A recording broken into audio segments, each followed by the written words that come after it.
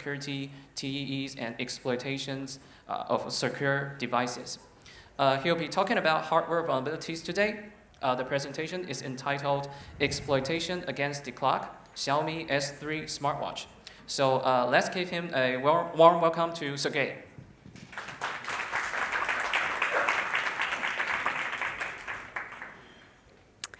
Welcome everybody to this talk. It's very nice to see you all here.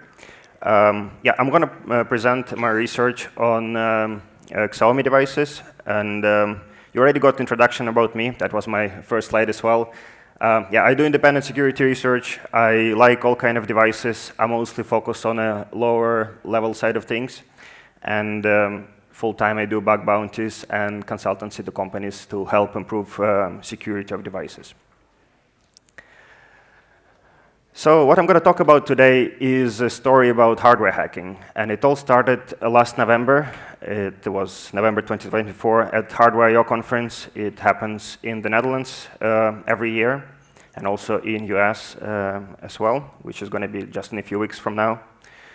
And it's a nice security conference which focuses on hardware as well. And one of the parts of it in a village was an event called HardPwn, where various researchers join, as well as the vendors, to find vulnerabilities in their devices just in a few days and exploit those vulnerabilities, report it to the vendors, and hopefully improve security. And that year it was Xiaomi with their devices, so the Mi Band products, Smartwatch, headphones, and a few more.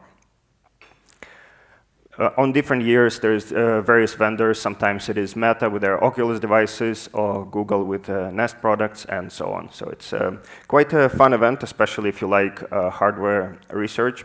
And even before I submitted this talk to this conference, I didn't know that, but turns out here at Off by One conference, there's a very similar event called Hardware Havoc with Xiaomi present as well, and various devices to be hacked, which is also nice to see. So I'll just tell my story from the previous, and maybe it's going to inspire you to also look into possible vulnerabilities in such devices. Well, how does it look like? That is me, you can see here, working on the watch in one of the meeting rooms. Organizers provide a bunch of hardware, like the soldering irons, the heat guns, the oscilloscopes, and so on, and developers can just join and try to find vulnerabilities. And hopefully can also enjoy the joke in the picture as well. Just a few words about hardware hacking. Could be many various different things. It can start from very simple things, like when you open your router and you see there is populated headers which are not connected to anything, saying TXRX, and there is UART shell with root on it. Or it can be, as you can see in the middle, somebody dumping MMC in a very complicated way. Or very advanced, like on the right, there is a custom laser station made for recent competition made by Raspberry Pi Pico 2, when anybody could join and try to bypass secure boot and get OTP fuses. And that's one of the researchers making a custom laser station to glitch the boot of the Pico 2 board. So hardware hacking can be many different things, can be very simple and straightforward, and can be quite complex as well. But why does it matter in the end? Why would vendors and researchers care about these sort of things? And there's a few different scenarios when hardware attacks really make sense. Although they can be quite complex, you need to have access to the device.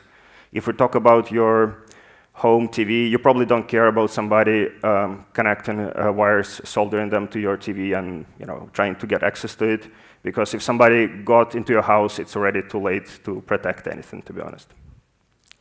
But there's few reasons why you still care. One of them is DRM protection. Many vendors, they have DRM solutions on the products. And while users have the devices, they are not trusted by the vendors. They're trusted to watch the content. They are not really trusted to own the content. So pirates can try to do complex hardware attacks. Although they can be expensive and difficult to pull off, they're still worth it because you get the content, which is more valuable than the time you spend. Also, another reason is a stepping stone for closed devices. For some devices, you have the source code and everything, and you know what kind of binaries run on it, and you can do more research and try to find remote attacks. For some of them, when you have encrypted updates, for example, and you cannot really know what kind of code is running, you have no shell, there is no debugging possible, it is very difficult to find a nice remote attack and exploit it successfully. So as a stepping stone, hardware attacks can be also very useful in this sense. And finally, although as we talked, sometimes for devices in your house, maybe you don't care about physical attackers. For some other devices, it really makes a difference. For example, modern smartphones and wearable devices, we bring them everywhere. They have all our digital life on them. We easily can lose them. Somebody can steal them from us. Many attackers have at least proximity access to them. And of course, they have to be protected very well against these sort of attacks, because you just cannot make sure that you keep them safe and nobody can get access to them. And that, on that note, we can move on and look into the first device. I'll talk about two different devices I worked on during this HardPwn event. It's the outdoor camera from Xiaomi. Okay, the slides didn't switch, yes. That's the outdoor camera. It works over Wi-Fi, connects to a network. You can install into your house or garden, and it connects with your app on your phone and get the footage.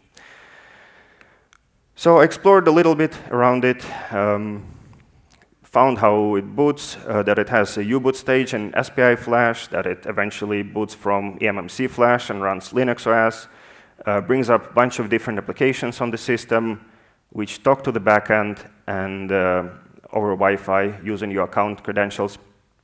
And they store the footage on the camera, and if you retrieve it with your app, it goes through the backend, and you can actually get access to them.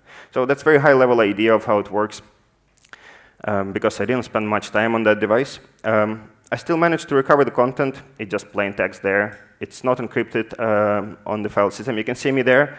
It's very blurry because I already took off the lens of the camera. It was an open device, so there's no focus anymore. I looked around for some AI modules which do image recognition. They can recognize 4 different things, which is handy, but not really big security impact there. And also found that there's 2 security tokens which used to talk to the backend, and they eventually stored in the file system where attacker can get access to them. And those 2 vulnerabilities, the recovery of the content and the tokens in the file system are reported to Xiaomi, and they acknowledged it. The reason I didn't continue with that much more than one day is that for some devices like the outdoor camera, there is limited impact you can have because it's already outdoors, it's filming what outside, you can just stand there and watch, or most likely there is not that much impact for such a device. So, and also without dedicated security features, it's difficult to see if you're really as a researcher making a difference or just a feature, or maybe vendor doesn't care for sort of findings you have. It was still nice to have those findings addressed by the vendor, but I moved on to the next one. There was a few more to choose from. I chose this Xiaomi S3 watch. And I just read a few things online just to make sure that I know what I'm working with. I found this article. It has no third-party apps, which is also a good reason to use to apply hardware attacks, because you cannot run applications on the watch. There's less logical interface there to try to attack the watch. Well, it says it has a chunky case, which is nice for hardware because it's easier to reach things, unlike some modern devices which are tiny with multi-layer PCBs and really no way to get in. So, although we'll see how it is, but it was funny to see. In any way, I moved on, start to look into the features which it has and the security mechanisms. In many ways, modern smartwatches look like smartphones, at least like very limited smartphones in a way. They still have access to your texts and notifications from your phone when you connect to it. It talks over Bluetooth to the phone, has your calendar data, has various fitness and health data, as it connects, has sensors to monitor it. It also supports payment cards, so you can pay with contactless NFC payment, and with BLE you can unlock your Xiaomi phone. So it's a nice set of watch features. So there's quite a few assets which if we attack, we can make a difference. And of course, for that, you have to have certain security mechanisms. Similar to a smartphone, there is a pin or pattern unlock. So the watch is locked, and there is on-wrist detection. It is made in such a way that if you enter the pin, you don't need to enter it again and again, unlike on your smartphone, because it knows that it stays on your wrist, and that you have to be the user because you entered the pin. And the moment you take it off, it locks, and then you have to enter the pin again, or if you reboot it. Also, there is a trusted execution environment on the smartwatch, and as I mentioned, there is a secure element for contactless payment. First of all, of course, as a researcher, we look into interfaces. There is not a lot of them. There is Bluetooth and NFC. There is 2 physical buttons and a touchscreen on the watch. There is no USB interface because many of those devices have to be water resistant, so you don't want to put any additional ports in the watch. There is charging port, and that is it. And a few health sensors which monitor your body measurements. So I started with a hardware research by opening the device. Of course, you can try to intercept the OTAs of the watch and go from that way without opening first. I went straight away because of the limited time, of course, and just to get as much an idea about how it works as soon as possible. So that's the watch inside. It has no screws. You can just pry it open, a little bit of heat gun, and you open it. It has a few PCBs connected with the flexible cables. And you can see here on the right, there's the main components, if I can show. Yes. So there is the eMMC chip. I already removed it with a heat gun from this footprint. And the main chip, which is not really well marked. So I still don't know what the main SoC on the device. And easy Googling didn't help me there. Interestingly enough, there is a very big footprint next to eMMC, which is unpopulated. And it's unpopulated on the production device. You can see there is a big place for some other SoC to be present. I have no idea why it is, especially for such a small device. You most likely don't want to have such a big footprint left out on the PCB. It might be related that this watch can support eSIM and baseband connection. This model, I think, didn't have the support, so maybe there's another chip possible to be present. But it's my speculation, don't know exactly. So, as you can see here, I removed the eMMC from the device, and we can read out the flash contents. So it has 8 GB flash. We can easily read it. Unfortunately, this picture is not from the watch itself. It's from the camera. I didn't find another one. But that's how it looks like. If you have some tooling for reading eMMC, you can see the partitions present on the system, which also gives a bit of an idea what's there. So one of the first things which I noticed on the watch, there is a partition called core dump. And it is plain text. You can see here on the right, that's how it looks like. It looks like sort of logging stored there. And the first thing I thought, there is a log from a previous execution. Maybe I should grab for pin, and that's it. Unfortunately, that didn't work, but I tried.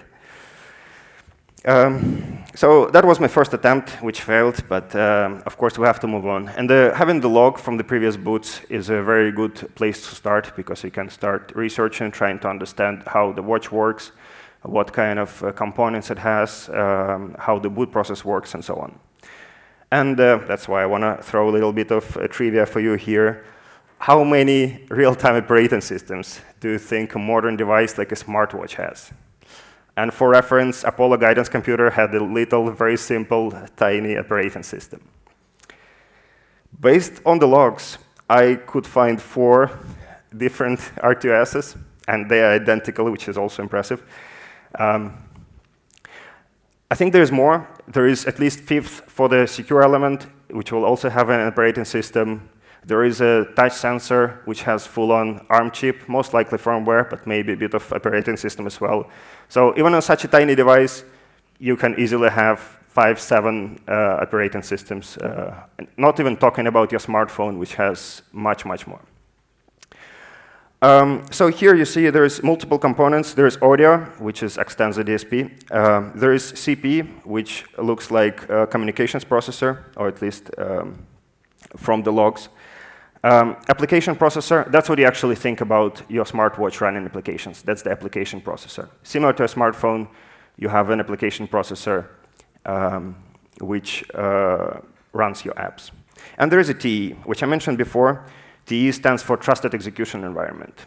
Modern chips, they support non-secure and secure execution modes. At least many ARM chips do for smartphones. And they can execute in the untrusted way, where you run your actual applications, and in the trusted ways, where the vendor can run their protected applications. And most of this research is just based on understanding what the logs print and trying to figure it out, of course, as quick as possible, as it is exploitation against the clock. We only have 3 days to find all these issues and exploit them. So what is a TE? A bit of Googling, we can see that there's Mi TE from Xiaomi. It's used for wearable devices. Various of them can have it. It's Natex R2S. In the untrusted part, we have all these different things. So we have your actual applications. There's no app store, but there's still some pre-installed applications, which attacker can directly interact with. So you have some remote communication with the backend, you have some sensors, you have Bluetooth and NFC, reading from MFC. All of that is done in non-secure side. And in secure side, I could only see there is one application, and it's called TA pin. So the lock screen of the watch works in a way that user sets up the pin, it's 6 digits, and when it's verified, the TA pin will actually receive the pin from the user, verify that it is correct or not, and do throttling, so slow down the attacker in case the pin is incorrect. So you can enter it a few times, around 5 times, and after that you have to wait for 1 second to enter the next attempt, 1 minute to do the next attempt. So with 6 digits, it's going to take you quite a long time to brute force. Another thing I mentioned, I noticed in the logs pretty much right away, you can see here the messages from TE side.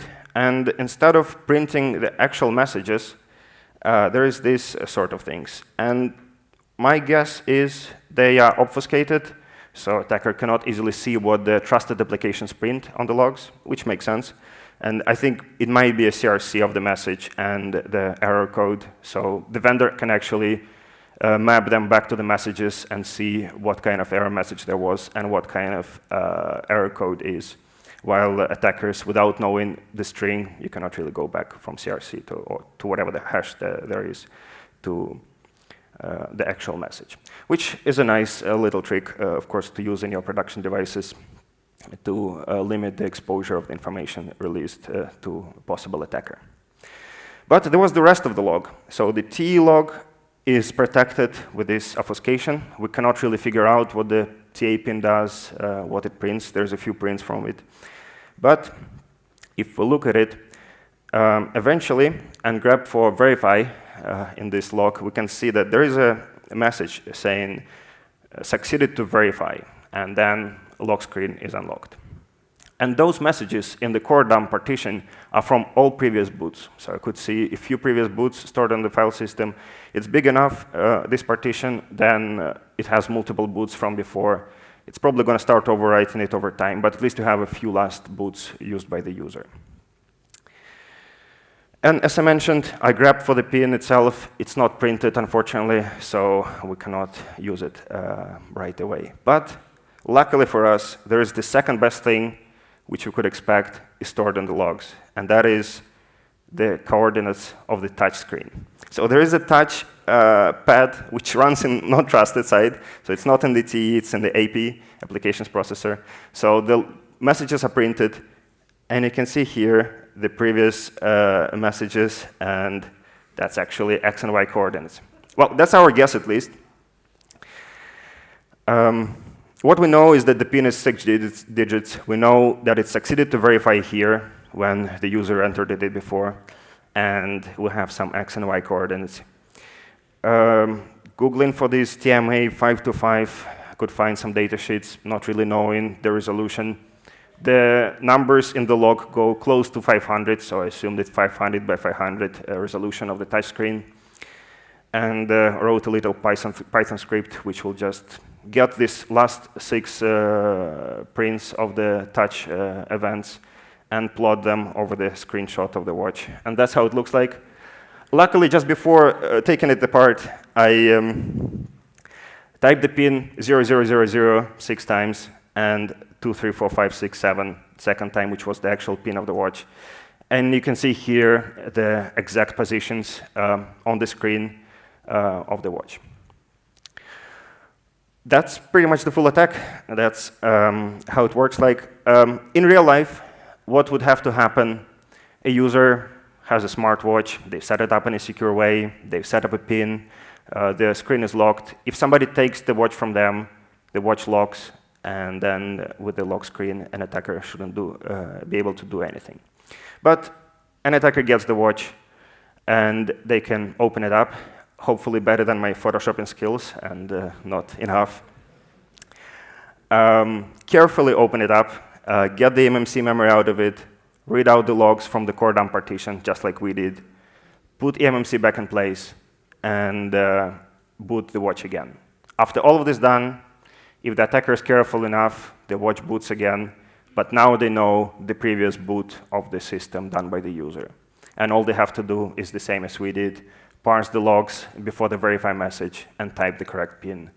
And that is it. That's how the attacker can get full access to all the assets on the watch. That's bypassing the main security feature. And maybe that's exactly perfect moment to complain a little bit about the CVSS core metric. As you know, it works. It's industry standard. That's how it works. And of course, it is prioritized for network attacks. And it makes sense. Networks attacks are very dangerous. If you have some powerful network attack, you can attack many, many devices. When it comes to hardware devices and hardware security mechanisms, you might have a very special, dedicated physical mechanism against physical attacker, like the lock screen is against somebody with a physical access to your watch. But still, it requires physical access, so your attack would be not that dangerous. And of course, it's annoying for researcher on one hand, and on the other hand, it's also maybe dangerous for vendors. If you rely on CVSS score, you maybe estimate severity not exactly as it is, because CVSS scores also often used by vendors to prioritize the fixes. There is often big backlog of issues which you need to address, and having low impact on the network attack would have also be medium, just like full compromise of the device with the physical access. So some vendors try to do it differently, but it's really important for the industry in general to consider that for prioritizing the fixes as well. Often, that's the question, like people would ask how difficult such an attack would be in real life. It can be as easy as going to phone repair shop and asking them to take it apart, because they have all this hardware already. That's how phone repairs happen in fact. If you want to do it yourself, it's less than $200. You just need a few pieces of equipment, or go to the closest hackerspace. They most likely have all you need. That would be the perfect time to do the demo, but unfortunately, there's another vulnerability which I also reported to the vendor, but it's still being fixed and addressed by the vendor. I had a nice video to show here. But follow me on social media. I'll drop it. And hopefully, if you enjoyed this attack, you will also like the demo and another attack I reported to the vendor. So instead, I'll just move on to conclusions of this talk. We can see here it's quite common to happen that debug features cause a lot of issues. And we can also see here that the vendor did try to protect the logs and the debug prints by removing the messages from the trusted app, but still there were some issues left over because of other log messages we could see. And of course, making a product without debug features is very difficult, because vendors have to work against very tight deadlines and fix a lot of issues before releasing the product. So these debug features have to exist, but for attackers, it's also a great place to attack the system. For researchers, it's really important to explore the unexpected. I did hope they would be printed right away. Didn't expect they're going to be touchscreen messages. And you really have to go and try random things until it works. And quite often, it pays off. So it's really important to not just focus on what you expect, but also just try to understand how the system works. And in general, I think it's good that vendors join these sort of events collaboration can improve security. Like in this case, these issues can be found earlier on and fixed by the vendors, so the users will not be in danger. That is it from me. That's my talk. And if you like it and have any questions, I would be happy to answer it.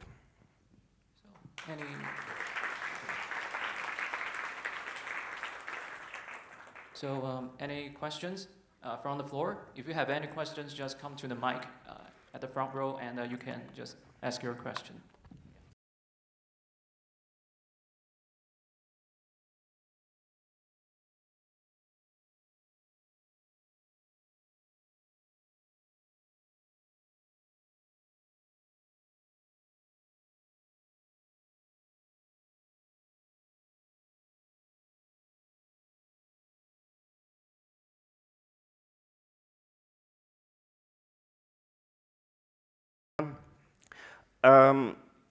So I reported them in November when the event took place, and in general, the responses were quite quick, but there was some unexpected impact for the second vulnerability. That's what I've heard at least, and yeah, it was expected to be fixed, but there is some complications. So, and it's been, I think, about 6 months now, but these things also come and go. Depends, on your next update and what you release exactly.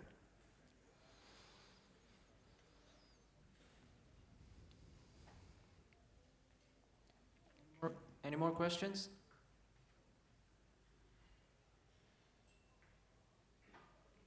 No?